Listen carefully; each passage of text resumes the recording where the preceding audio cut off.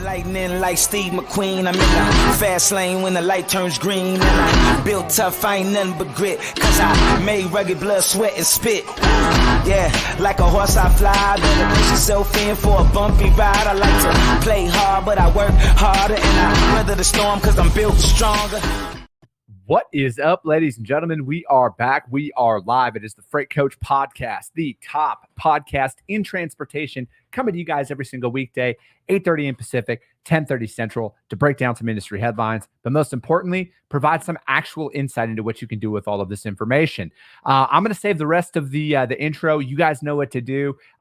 If you guys get value in what you hear today, which I know you will, subscribe to the show, you guys. Share it out there to your network. But I'm going to bring my good friend up here right now, and we're going to talk about the produce market, what's going on, what to expect this fall out there. He's essentially the Freight Coach Podcast resident produce expert out there. I have him come on all the time. With that being said, I got my man Cody with A&Z back on the show. Cody, what is going on, brother? How are you? What's up, buddy? Happy Monday. Happy Monday to you too. And I think it is an important thing to start the show off by saying Ohio State and Wisconsin fans can commingle. Yep. Except for when we play. There's some good shit talking that goes on. It's like, I swear you guys are like multiplying out there. I mean, I know Ken Adamo, our good buddy, and then Clark Wellman, he's another guy who constantly chirps about Ohio State out there. But here we are. Yeah. I'm a Yankees fan too, so right. It is what it is. Are you a Lakers fan? No, actually. If I watch basketball, like the Jazz, because I'm from Utah originally, right? I really like the Jazz in the 90s with Malone and Stockton, but I kind of like the Mavericks. I really like Mark Cuban, so. I got you. No, that's fair, yeah. Man. I don't really follow the NBA much. Yeah, me neither, honestly. I will, since we both live in Phoenix, I will say that I'm a Suns fan, and I'll just leave it at that because it's the most basketball I've watched in my entire life outside of college. So agreed. So, yeah, dude, I'm football through and through, buddy. I am too, man. And we were both talking before we started here. Shout out to ASU. ASU starting out pretty solid. I know this isn't a sports podcast at all, but fuck it, right? Dude, I just college football is my jam. I could watch any college football game out there. I like the NFL, but I'm not a big NFL follower. I like to watch the Packers play, being from Wisconsin. I like watching Dallas play, but that's kind of it. I won't really turn on any other games, but college football, bro, I'll watch any college game. Oh, me too. Me too. It's dude. So, all right, back into freight before we lose any of our 7 listeners that we have. No, I'm just kidding. So, dude, what's been going on out there in produce? I mean, I try my best to not pay attention to a lot of information out there because I feel like it could deter anybody from doing what they need to do to get business and everything. Right. But you're in the produce market. You guys do produce, you guys do food. Yep. What are you seeing out there? So it's been a slow summer again, which we were hoping it was going to turn a little bit this year, but it's definitely been slow, especially out of California. California produce has definitely been down a lot this year. I'm not really sure where this fall is going to end up because we're hearing positives about the citrus crop. In fact, we're hearing citrus down in Texas is actually going to start early this year, the end of September, first part of October, which is about 3 to 4 weeks early. Okay. But I'm hearing good things about the crop. They obviously got a lot of water down there this year with all the hurricane and everything. So they didn't have an issue there. And then California citrus is supposed to be like on par, for a lot of people who don't know citrus season. It's really heavy during October through April. And they kind of split between like the Fresno, Delano area in California, and then really heavy in Texas. They have a little bit out of Florida, but not a ton. But that's supposed to be pretty positive from what we're hearing.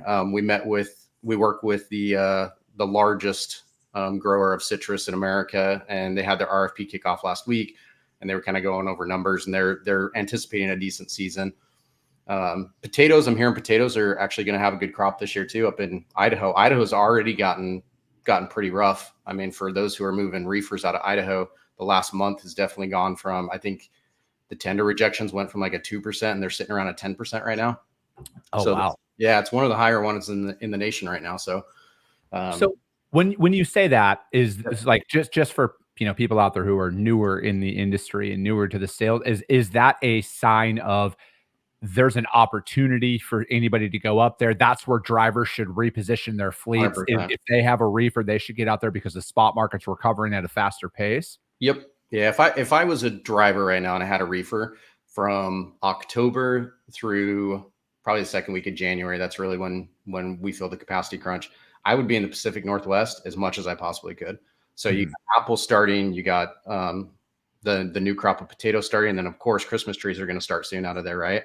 So that whole market is just, from a brokerage side, it's very, very tough during Q4.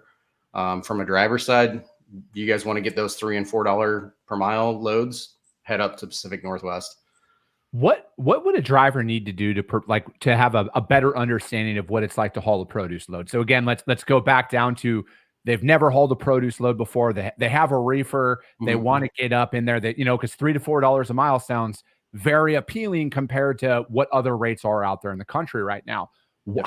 What should a driver expect the first time that they go up in to do this? Like, is there washouts, pallet exchanges, stuff like that? So, washout, obviously it's got to be super, super clean. And then the thing that I think takes most drivers by surprise is your wait time. Unfortunately, with produce, majority of it, it's harvested that morning. Apples and onions and potatoes are a little different, right? Citrus is a little bit different too, but you can expect a much longer wait time. The majority of reefer, even dry loads, you're usually loaded within those first 2 hours because nobody wants to pay attention, right? But produce, I mean, you got to strap up, and if you miss your pickup time, like even if your pickup time scheduled for noon, you're probably going to get loaded by 8 or 10 at night, but if you miss your pickup time, you're screwed till the next day, because most of the time they harvest everything in the morning and they only have enough product to fulfill the orders that they have. But if somebody shows up early, they're just loading people, right? So, with produce, the most important thing is check in and get your drivers to understand that it's a waiting game to get loaded. That's why it sucks. That's why we own consolidation facilities, right? Because we have local guys that go do all of our picks and come back and for all of our multi-pick loads, because it's hard, especially when you're running teams. Like if you get a team on like a 2 or 3 picker and each one of those picks are going to take 10 hours to load, you basically just burn 2 days on a team. Nobody wants to do that. Yeah. So wait time is the biggest thing, I think, for produce. And then obviously the cleanliness, make sure you're pulping everything. That's a big thing. Produce is the number one claimed, commodity when it comes to reefers. So you definitely don't want to get loaded with some warm product. Not that anybody does that, but they do that. So just do your due diligence, dot your I's, cross your T's, make sure that you're checking your reefer throughout the entire trip. Us, for example, we have reefer check-ins 3 times a day for all of our carriers, right? So you actually physically have to, when you stop to get fuel or stop at a truck stop or whatever, you have to take a photo of your reefer, send it to us, make sure it's running continuous. That's another thing. Make sure your reefer is always on continuous for produce. Don't ever do start stop. You're just asking for a claim. But yeah, just educate yourself. It's a little bit different than running, a dairy load or something like that. So when you say start stop, for example, are you meaning like if it, say the temperature has to be at 34 degrees, once it's at 34 degrees, the reefer unit shuts down until it gets to 35, then it kicks back on to bring the temperature back down. So it's kind of like just like setting an air conditioning temperature in your home. Okay, cool. Yeah. Yep. I like to I don't ever want to assume anybody who's listening to this show just knows everything that we're talking about on here, because there are a lot of people who tune in that are newer in the industry, and they might be out there cold calling some of these produce shippers, and that question might come up, and this just helps. The show, but like I like to just drop this every once in a while. Oh yeah, 100%. I mean, it's I think it's I can't remember what the technical name is, and it's not start stop. I think it's a cycle century or some shit like that. I can't remember what that. Yeah, but basically make sure produce, it's going to always be on the BOL to run it continuous anyways, but usually it's not like big bold letters. So you don't want a full truckload claim, especially if you're doing something like berries or cherries or something that's $150,000. You don't want to get across the country and find out that your reefer wasn't running right. Dude, so how does a claim processed on that? Like, I mean, because I've heard a lot of horror stories about produce loads out there, and you had mentioned something right at the beginning of the show about like not everybody does this, but there are things that people will claim a load and it turns out that they sold the product and then they want you to pay for it. And there's just, there's an underworld to this industry that I also like to bring to light when, when proper times are saying. Yeah, 100%. I mean, just make sure, like I said, you're dotting your I's, you're crossing your T's. You understand how to get a reefer download. You understand how to read a reefer download. And Sonny brings up a great point too. If you're running on continuous, it will save you fuel. A lot of people think the exact opposite, but it's just like your car, right? Like the most amount of fuel your car is going to burn, like per second, I guess, is when you actually kick it on, right? It's when you turn it over. It takes more fuel to start the engine than to keep it running. Same thing with a reefer unit. It's like a lot of people I hear is they're just trying to save fuel by running it as a start stop. It's the exact opposite, guys. Just run it as continuous. You'll get much better quality. You will have less claims, but to your point, Chris, I mean, there's some shady stuff that happens in produce. And there's a lot of times that, you can catch it at the dock, which is the most important thing. That's what we stress to our drivers all the time is, if you're not able to pulp, there's still a lot of companies that won't let you on the dock and pulp. After COVID, they changed a lot of their policies. Just make sure that you're filling out your paperwork correctly. There's ways that you can protect yourself. George, it looks like George has a question here. He says 3 to 4, so they're staying off spot and calling direct. Is that something, George, if that, are you talking about owner ops here calling shippers direct and producers direct on this? But yeah, I'm just going to run with it that I'm assuming that that's what he's alluding to there. Yep. But I honestly look at it as I don't care what anybody says. If I owned a truck, if I was an owner operator, I would call every shipper that I knew existed to try and get direct freight, right? Because it's the same thing here. If you're a broker as well, you should be calling literally anybody and everybody that moves a full truckload. Like, I think a good thing to kind of touch on here, it's like it's the discovery phase, because it's like when you're calling people for the first time, I think a major mistake that a lot of people make is they go in there and they try and let me bid on your freight. I think the first few times that you're really getting on the phone with somebody, it's got to be more exploratory. You got to see if this actually fits inside of your mold. Like if you're a full truckload broker, I would want to find out about their full truckload opportunities, because how many people out there are like 90% LTL? Okay, that might not be somebody who fits inside of your business and what you're trying to build. Finding out if they actually work with brokers. They might be good right now. Okay. But like, do they work with brokers? Because if they do, that's a yes to me. That's what we need to be searching for, is we need to be searching for those yeses to know, so we can filter through 1,000 different companies to come up with 200 that primarily move full truckload and work with brokers. Boom. Now that's a targeted list that you can go after. Yep.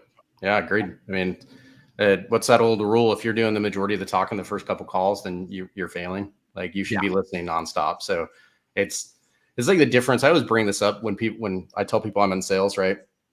It's sales with what we do is completely different, because you're never really cold calling anybody that's looking that day for a new service provider, right? It's not like you're selling furniture or cars. Nobody walks into a furniture store just for fun, right? You walk in there because you need a new couch, right? And so that's an easy sell. What we're selling is a service that these guys are already getting from other people. And, chances are they're not looking for that at 9 o'clock on a Monday morning. That's the last thing on their mind. So it's number one is identify what issues they're having, right? Because everybody's having issues. And if you can go in and solve a problem for them, that's the easiest way to open a door. Yeah. I've tried that other approach, right? Where it's like, oh, you just go in and then you just badger these people. And ironically, I was never able to build a sustainable book of business with that approach. But like when you're going in there and you're trying to think, again, I think the first thing you need to ask is what's your core competency? Mm-hmm. What are you actually trying to go after? Is your core competency LTL? Is it food LTL? Is it full truckload? Is it dry van? Is it reefer? Is it open deck? What is your core competency? And then start directing it towards that. And then find out a little bit more as you kind of progress, because you can listen to this podcast right here. And in these first 15 minutes, Cody has already listed out like 7 questions you could ask any of your prospects. And that is way more effective than anything that most of us are usually out there saying, which is add me to your RFP. They send a blanketed service listing of 19 different service offerings. And I don't know, like I've seen a rise in shippers actually posting about this on LinkedIn here about how annoying it is that they're seeing. They're like, there's no way that you can do full truckload, LTL, drayage, ocean, intermodal, air, all of this stuff. They're like, they're like, that's not a business. Yep. And these aren't like a shipper that moves one full truckload a year. This is like the most recognizable tractor manufacturer in the United States of America out there posting stuff like this. So if they're telling you this, all of the clues that are out there are already in front of you on what to do and what to expect. And, when it goes out there and when you're selling, how are you guys, Cody? How are you guys going out there and trying to develop business inside of your guys' niche? So obviously, we're all food and bev, very, very heavy produce. So we're very seasonal. It's every quarter is different who we're prospecting, right? And what area we're prospecting. But we try and focus on where we already currently have capacity. We're not a load board broker. We try and avoid the load boards as much as we can. Obviously, they're there for a reason. You need to utilize them when you can. But we like to keep our drivers loaded. We always are looking for backhauls. We're very strategic about that too. So if we have a very heavy lane into, Connecticut, for example, out of California, because we do a lot on that lane, we're always prospecting everybody up in that area within, 300 miles that we can get a good backhaul coming back. And then the majority of the time, you're going to try and price that based on, you want to make sure that your carrier is getting back and not losing money, but you have to be upfront with your carrier that most of the time, hey, your backhaul, it's not going to pay near as much as your head haul. We're going to negotiate on the front side type stuff. But we try and be very strategic about what we're prospecting. Right now, we're very heavy in the Yuma season prospecting. That's going to kick off here in November. So most of those RFPs are coming out either this month or next month. So we're trying to get out in front of everybody who's going to be down in Yuma that we don't already currently work with, as well as Texas. Like I said, Texas is going to be kicking off here in October-ish. So, we're very seasonal, but we're very strategic about what we're doing. We try to play to our power lanes as much as we can. And then LTL, obviously, LTL, we have certain lanes that we run and we always try and prospect off of that as well. So are you recommending, because this is something that I personally do as well when I'm trying to go out there and really talk to anybody, if, as long as we can get them on the phone is, we move a lot of freight out of Atlanta, and say, if you're going out of Atlanta into Kansas City, Missouri, what you're recommending here is when you're calling manufacturers or whomever in Kansas City, be very specific about, hey, I'm calling you. We have, these trucks, do you ever list a volume? Like we have 7 trucks landing in here, and then they're all looking to get back into Atlanta because that's where we had originated from. This is really a lane that we're trying to fill so we can keep our trucks moving. 100%. I mean, you can do the whole like blanketed cold call stuff, right? And I know that works, and for some people it works really well. A lot of people it doesn't. But your failure rate is much higher too, right? Like if you don't currently have capacity and you don't understand that lane, your failure is going to be much higher, your rate of failure. It's very, very easy for us if we already have capacity in the area, right? So I know I can come in with a very aggressive rate. I know I'm always going to have capacity there. So we're not going to be hitting the load boards on the week before the 4th of July type stuff, right? I'm not going to be giving freight back. I'm not going to be calling you and raising your rate on a holiday because, I had to go to the spot board. So we try and focus on where we have capacity. And then that's a good way to get in the door too, because, you could land a Fortune 100 company and your first RFP just run one lane. I actually suggest that anyways, right? It's better to do that. Learn the customer, learn all the nuances that they have, learn to work with them before you go gangbuster. Because if you get a brand new customer and you get 100 lanes awarded to you, you're probably going to fail on some of those, right? And that's not a good thing. Most of the time, if you fail on your first time with a customer, there's not a second time. What brought you to that strategy? I would like to hear We failed before. We failed in the past where we came in very aggressive on a bid and ended up taking some losses, ended up losing some capacity that we thought we had, and having that discussion with a Fortune 100 customer and never moving freight with them again was, that wasn't fun. Especially we prospected them for a year and a half. And Yeah. when we finally got an opportunity, we bit off a little bit more than we could chew.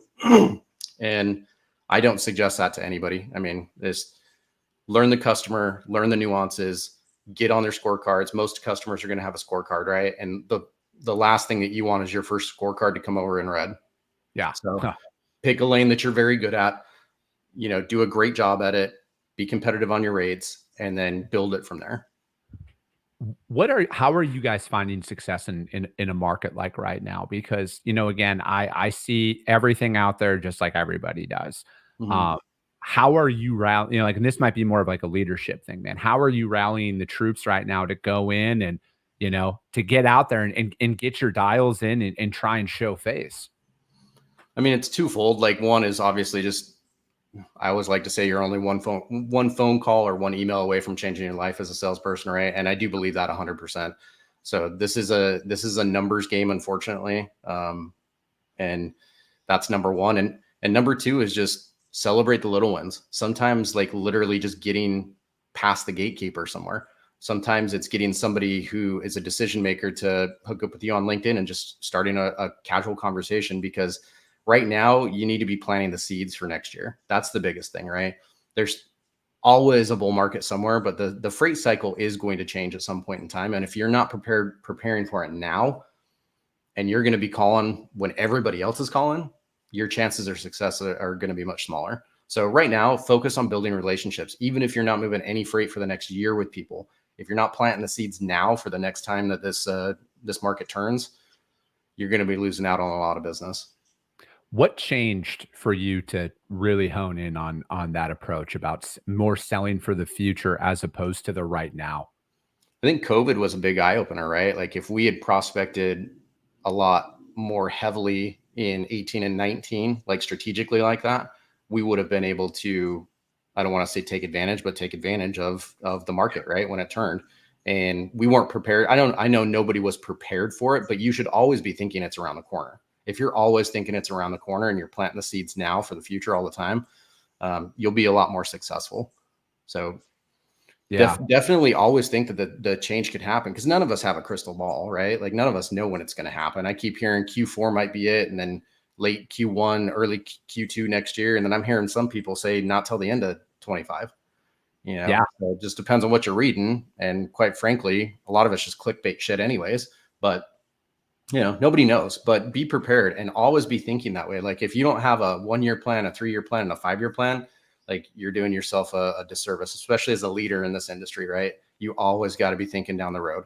Yeah. That's honestly one of my biggest approaches into business development, right? Because a lot of it is I'm qualifying a lot of these companies, right? Because, ultimately I'm not out there looking for, because it's easy, when no gets thrown out there 99 times. I mean, like, the reality is 90% of the calls you make are going to go to a voicemail. At least for me, anyways, 90% of them go to a voicemail. 8% are a gatekeeper who's like, hey, we're not interested right now. And then 2% of the time you might get the actual person on the phone. But my mentality was, because, like, I'm a competitive person ultimately when it boils down to it. Like, I'm the type that I hate losing more than I actually like winning.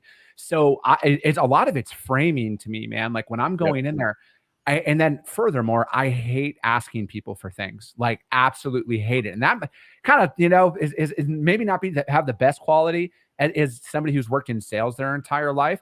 But, that's just a personal thing for me, where I started framing it along the lines of, like, hey, I'm going to introduce myself and I'm just trying to find out a little bit about their operation here, because anything, you can go to anybody's website and you could maybe formulate something in your head. Some of my best shippers have no online presence at all. Yep. But on top of that, though, I'm just going in there because I just want to, again, find out, do they fit into my target market? If my target market's full truckload and food, and do they work with brokers? I think it's a very quick introduction. Hey, I'm just calling, I'm sure you're probably good right now. You don't need to say that, but, are you guys moving a lot of full truckload, or do you guys work with brokers? If they tell you that they're good right now and they're not adding anybody, ask them at that moment, hey, do you guys work with freight brokers? If they hang up, they hang up. If not, they might be like, yes, we do, but we're not adding anybody. Boom. At least, again, I'm trying to formulate a list of qualified prospects that have volume, that have full truckloads that work with brokers. That's the intent behind a lot of my outreach. I'm not naive to think anybody's going to add me to their here, start bidding today. That's not who I actually want. Like I want to go out there and I want to go after the customers that it's going to take a little bit to build, but those are the sustainable ones that are out there. Now you might find somebody who adds you in and then they have a lot of volume and then you could separate yourself right away and become a quality provider for them. I'm not saying that's not going to happen because it has happened. But ultimately, when you're out there and you're trying to build your book of business, it can get like mentally, it can just mind fuck you is really what it is. Because then you start to think that you're the biggest piece of shit on earth, but you're not. It's not you. Yep. Unfortunately, you are the sum of all of their interactions with everybody else up until the moment that you call them. But you should also frame your mind to this. You can be the change if you are, because my mindset is I am the best fucking freight broker in North America. My prospects just don't know that yet. It's only a matter of time before they will, though. Yeah, that's a great mindset to have. And doing your homework on the front side too, right? Like LinkedIn is a powerful tool. I love hopping on LinkedIn, checking out the company, and you can find out a lot about a company and a lot about the decision makers just on LinkedIn. You don't have to have a lead gen software. I mean, they're great. Obviously, we use one, so I'm a proponent of that. But do your homework on the front side. But definitely don't call somebody like talking about, oh, hey, we move food and bev, and just to find out that they're, auto parts or some shit like that. Right? Like that's the worst thing you can do. I literally think, 60 seconds of research can save you so much headache. It really will. And you mentioned some of the guys that'll put you on an RFP after the first phone call. Those are the ones that I'm actually pretty wary of, because most of the time, all they're doing is using your rates as a benchmark for their current carriers, right? So all they're going to do is go in and say, oh, hey, I had three new brokers that we onboarded and their rates were 10 cents a mile cheaper than yours. So they're just going to beat their incumbents down. That's all they're using that data for. Yeah. If you don't have the ability to actually like build a relationship with somebody before you start bidding on their freight, then it's just a price driven, race to the bottom, and nobody wins at that. The shipper doesn't even win at that because they usually end up getting shitty service. So, but there's a hack to getting past the gatekeepers that we like to use too. Like I have a golden rule of 3. If I can't get past the gatekeeper in 3 calls, I'll actually call them and ask them to transfer me to sales. Because salespeople are less likely to hang up. They'll want to talk to you, right? And I'll listen to them for an hour about everything they want to potentially sell to me. But they're more likely to transfer you, or at least give you the right name to contact past the gatekeeper than the gatekeeper is. So yeah, dude, you just got to get creative out there. Ultimately, when it boils down to it, like, you're not the first person to go out there and do something. But I also look at it as like, my mentality is, man, is like, dude, I got a family to feed. Like I'm not doing anything malicious by taking a strategy like that. Malicious is going in there and, accepting all of their freight and then failing on everything. That's malicious. I'm going out there to try and build a company, and I'm like, no one's going to do this for me. No one's going to go out there and make any cold calls for me. So it's like, I'm going to go out there and do it. And if I get hung up on, I get hung up on. But like that's honestly, that's the worst. All right. The worst thing is someone's going to hang up the phone on you in cold calling. But I will say this, cold calling will always be at least for the next couple of years in freight, cold calling will always be the most effective way to do it. I wasted 15 months in my business of just strictly emailing, and it really kind of got me nowhere. We've made more progress in 6 months of like being cold call, site visit heavy, email light. We've made more progress in these 6 months than we did in the previous 15 months of being in business. So take that for what it's worth. You guys, honestly, I'm not saying email doesn't work, because it does for some, but for the majority that I'm currently going after, cold calling is undefeated in that. 100%. And site visits, man. I mean, if you can ever meet anybody face-to-face in person, that goes a long ways. I've made plenty of sales at conferences, TIA, DATCon, any of those. I definitely recommend anybody from sales to go to those, because you just never know who you're going to meet. Never know. And I had one that I prospected for over a year, could not get the right person, could not get to the right person who's actually going to like sit down and talk to me about getting on an RFP. Happened to run into him at DATCon last year, started moving freight with him. You know? And the funny thing was, is he literally was like, "Oh yeah, I recognize your name. You must have emailed me a few times." And I was like, "Yeah, I called you a few times, emailed you a few times, like, you know." But then the conversation was great after that, and literally it took me a month to start moving my first load with them. So, I think, dude, the site in person is the most I think it's underrated. I really do, because I think what you really find out is like, because I've always talked about taking your prospects off of a pedestal. I'm guilty of that. So again, none of these behaviors, I want to sit here and say that I'm immune to it. But when you're out there and you're seeing, like, you actually come to realize, like, these guys are just regular human beings. Like, ultimately, they're real human beings, just like the rest of us, that just want to work hard and provide for their families.